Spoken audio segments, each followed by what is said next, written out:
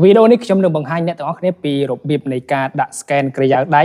fingerprint sensor នៅលើទូរស័ព្ទ Samsung Galaxy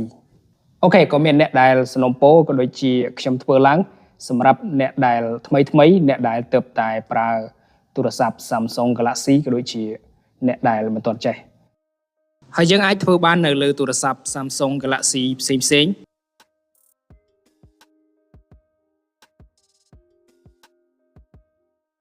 ជាដំបូងគឺយើងចូលទៅកាន់ setting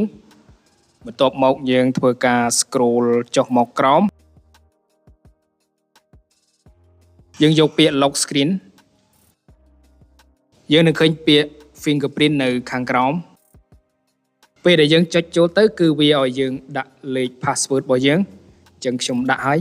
អូខេមកដល់នេះគឺយើងអាចធ្វើការ scan ក្រយៅដៃរបស់យើងបានហើយអូខេយើងដាក់ក្រយៅដៃពី0ដល់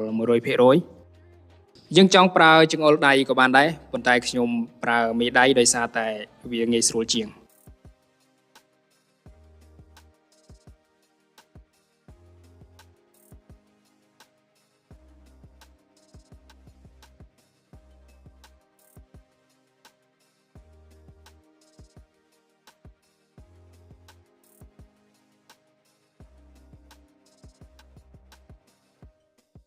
អូខេប៉ុណ្ណឹងរួចរាល់ហើយវា scan បានលឿន